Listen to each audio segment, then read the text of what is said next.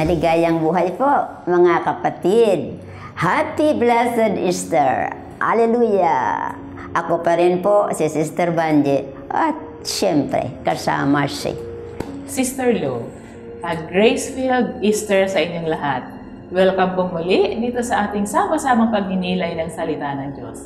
Biro nyo, nakarating na tayo sa ika-52 episode dito sa ating Lectio Divina. God is good. Mga kapatid, kumusta po ang inyong Holy Week? Meron ba kayong natanggap na special na grasya? Ikaw, Sister Lou, may na-experience ka bang maganda? Oo naman, Sister Banji. May nakita akong nagpataba sa aking puso. Yun bang maraming grupo ang nag-retreat, nakinig sa salita ng Diyos, nagnilay at nangungkisal. Ako rin. Nakita ko sa social media ang mga misa, sermon at pagninilay tungkol sa Holy Week. Kahit ang mga may sakit at mga senior na hindi makapunta sa simbahan ay nagkaroon ng pagkakataon na makaparticipate sa mga holy activities. Salamat sa technology. Talagang gift of God. Mahalaga yung sinabi mo, Sister Banji, na gift of God ang technology. Kasi sa totoo lang, maraming magandang bagay na binibigay ang Diyos sa atin na hindi natin kinikilala. It takes faith to recognize the hands of God in the things around us. Faith. Yes, sinabi mo pa. Ang misteryo Pascual ay matatanggap lamang ng may pananampalataya. Iyan ang pagninilayan natin sa Ebanghelyo ngayon. Napakalalim ng misteryo na yan. Kaya maghingi tayo ng tulong sa Espiritu Santo. Sa ngalan ng Ama at ng Anak at ng Espiritu Santo. Amen. Amang Diyos, sa pangalan ni Jesucristo, nananalangin kami. Ipadala mo po ang iyong banal na Espiritu upang kami gabayan at liwanagan sa aming pakikinig at pagninilay sa iyong salita. Banal na Espiritu, ikatlong persona ng Santissima Trinidad, ikaw ang aming tanglaw. Patnubayan mo ang aming puso't isipan at turuan kami ng landas ng katotohanan at karunungan. Dagdagan mo ang aming kaalaman sa iyong salita upang lumago ang aming pananampalataya. Ito'y hinihingi namin sa pangalan ni Jesucristo, aming Guro at Tagapagligtas. Amen. Ngayon po, pakinggan natin ang salita ng Diyos. Ang Ebanghelyo ayon kay San Juan, Kapitulo 20, versikulo 19 hanggang 31. Kinagabihan ng araw ding iyon, na unang araw ng Sanlinggo, samantalang nakapinit ang mga pintuan sa kinaroroonan ng mga alagad dahil sa takot sa mga Hudyo, si Jesus ay dumating, napagitna sa kanila at nagsabi, "Sumainyo ang kapayapaan." Pagkasabi nito, ipinakita sa kanila ang kanyang mga kamay at ang kanyang tagiliran. Nagalak ang mga alagad nang makita nilang Panginoon. Sinabi na naman sa kanila, "Sumainyo ang kapayapaan. Kung paanong sinugo ako ng Ama, gayon din naman sinusugo ko kayo." Pagkasabi nito, hiningahan sila at nagwika, "Tanggapin ninyo ang Espiritu Santo. Ang mga kasalanan ninuman na inyong patawarin ay ipinatatawad sa kanila. At ang mga kasalanan ninuman na inyong panatilihin ay mananatili." Si Tomas, na isa sa 12 na tinaguriang Didimo, ay hindi nila kasama noong dumating si Jesus. Kaya sinabi sa kanya ng ibang mga alagad, "Nakita namin ang Panginoon."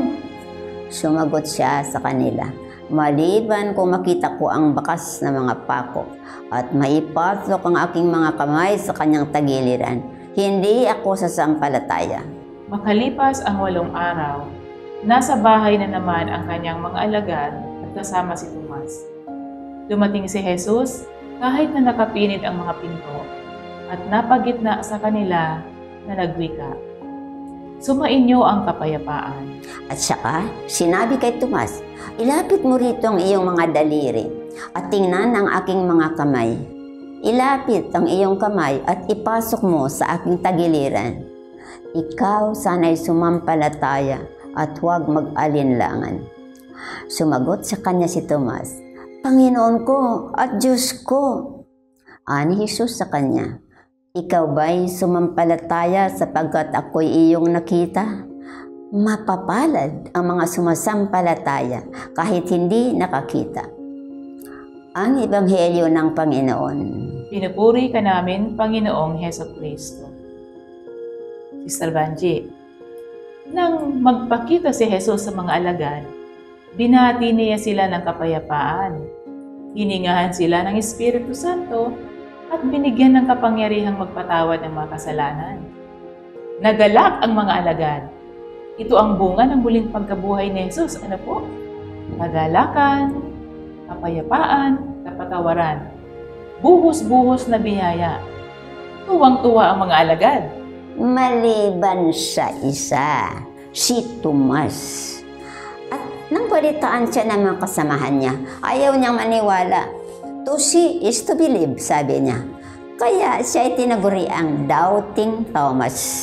Pero hindi lang naman si Tomas ang hindi naniwala. Lahat ng mga alagad ay mga doubting.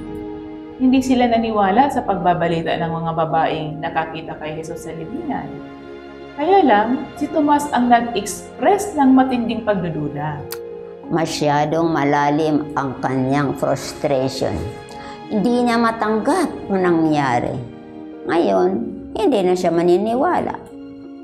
Ilang beses niyang narinig kay Jesus na siya ay pagkanulog at papatayin, ngunit sa ikatlong araw siya ay muling mabubuhay. Nasaksihan niya ang kamatayan ni Jesus, pero hindi niya naalaala ang sinabi ni Jesus tungkol sa kanyang muling pagkabuhay.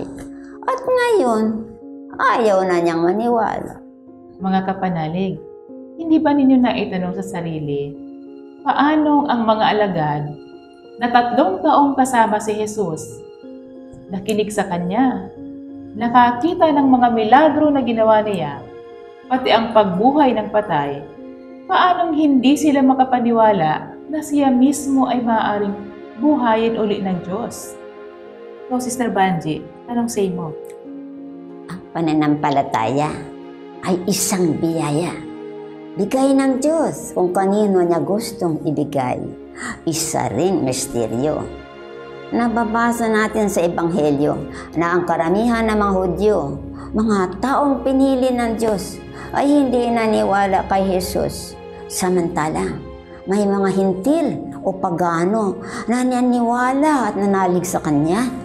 Kung sa bagay, ang muling pagkabuhay ni Jesus ay siyang pinakamalaking misteryo ng Kristyanismo. Sino ang makaunawa sa misteryo?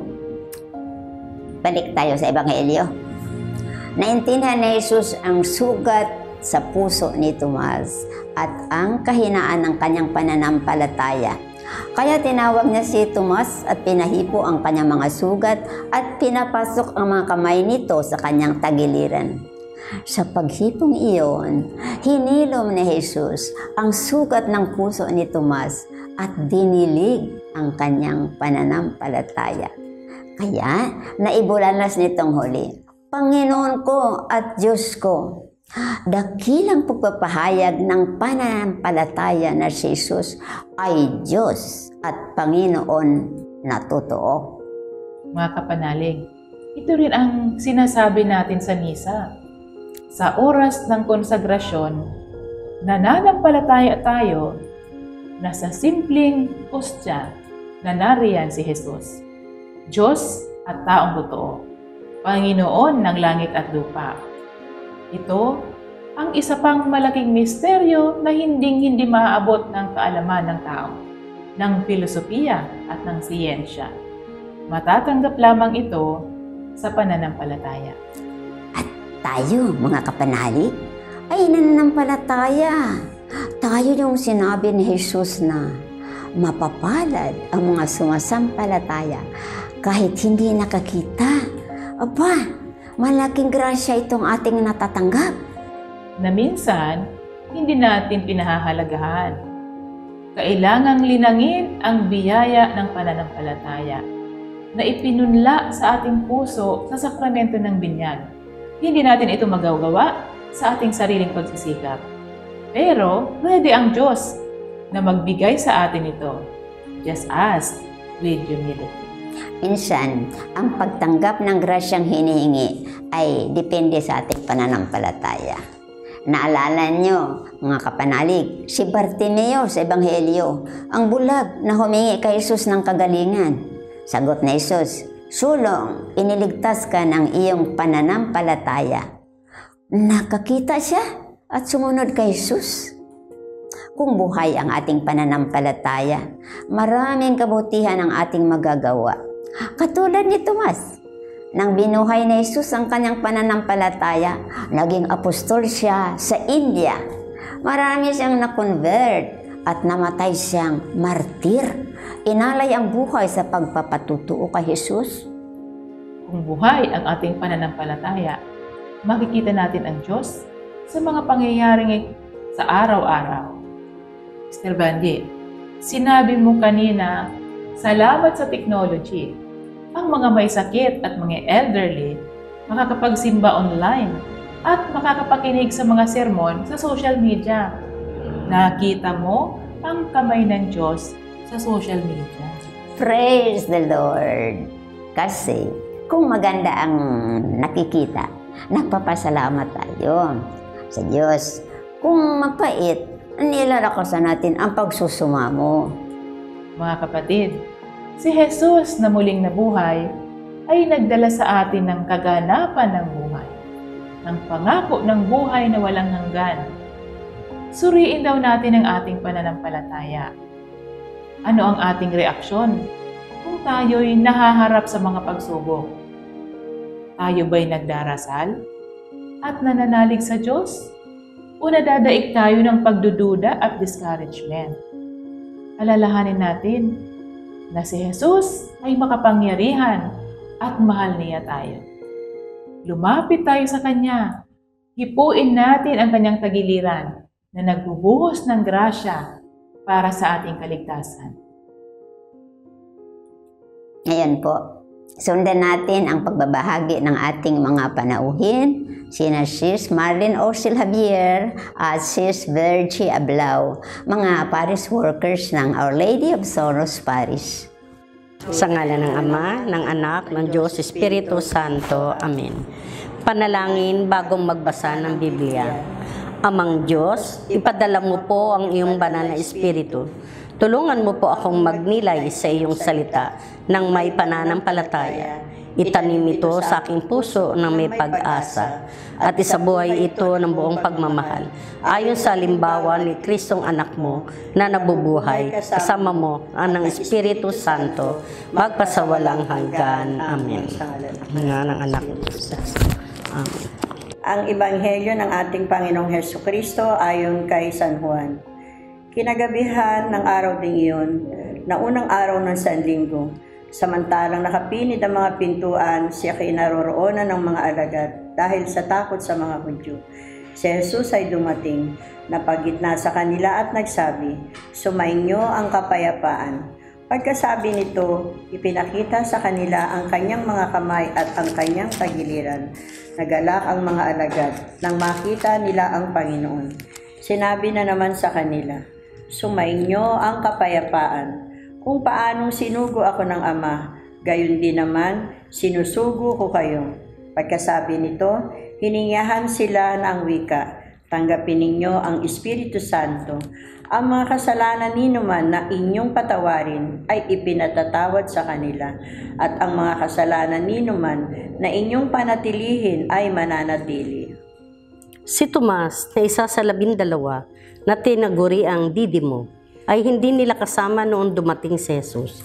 Kaya sinabi sa kanya ng ibang mga alagad, "Nakita namin ang Panginoon." Sumagot siya sa kanila, "Maliban kung makita ko ang bakas ng mga pako sa kanyang mga kamay, at maisuot ang aking daliri sa bakas ng mga pako, at maipasok ang aking kamay sa kanyang tagiliran, hindi ako sasampalataya."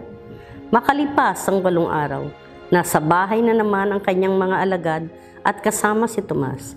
Dumating si Jesus, kahit na nakapinid ang mga pinto at napagitna sa kanila na ang wika, "Sumainyo ang kapayapaan." At saka sinabi kay Tomas, "Ilapit mo rito ang iyong daliri at tingnan ng aking mga kamay. Ilapit ang iyong kamay at ipasok mo sa aking tagiliran. Ikaw sana'y sumasampalataya at huwag mag-alinlangan." Sumagot sa kanya si Tomas, "Panginoon ko at Diyos ko." Ani Jesus sa kanya, "Ikaw ba'y sumasampalataya sapagkat ako'y iyong nakita? Mapapalad ang mga sumasampalataya kahit hindi nakakita." Ang Ebanghelyo ng aking Panginoon. Pinupuri ka namin, Panginoong Hesukristo.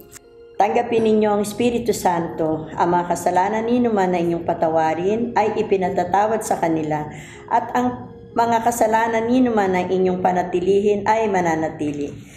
Sa aking pagninilay ay napakaganda ng pagkakasabi na tanggapin ninyo ang Espiritu Santo. Sa pagtanggap ko sa Espiritu Santo, nagkaroon ako ng kapakumbabaan para sa aking sarili. Ang nagawa kong pagkakasala sa aking kapwa, paribahasa na sa akin ang Diyos at naging mababa na aking loob, ako mismo ang humingi ng tawad sa Kanya. Tapos po, kahit alam kong hindi naman ganun kalaking kasalanan ko, pinilit ko pa rin akong humingi ng tawad sa Kanya. Kasi nga, mas maganda yung magpatawad ka kesa naman itanim mo sa dibdib mo na nandyan lang siya. Kaya na-voice out ko sa Kanya na ako na yung kusang humingi ng tawad. Sana sa paghingi ko ng tawad sa Kanya, magkaroon din siya ng kapakumbabaan para sa sarili niya, na maging ganun din siya, na magkaroon din siya ng malasakit para sa kanyang kapwa, at magkaroon din siya ng kapakumbabaan ng loob. Lalo na ngayon sa pagkabuhay ng ating Panginoong Jesus, kailangan nating manatili sa Kanya at para lumakas pa rin ang ating pananampalataya. Yun na sa akin, G. Ang sa akin naman, tama ka rin naman doon. Mapagbigay, magpatawad tayo. Para sa akin kasi, sa akin, meron din akong nakagalitan. Pero ang para sa akin naman kasi, ayaw kong verbal na sorry. Kasi parang hindi ko na ma-admit na ako ang may kasalanan. Ang sa akin lang, magkita tayo, ignore kita, ganun. Before yon na hindi kita pinapansin. Pero para sa akin, ang sabi ko, parang walang mangyayari sa akin.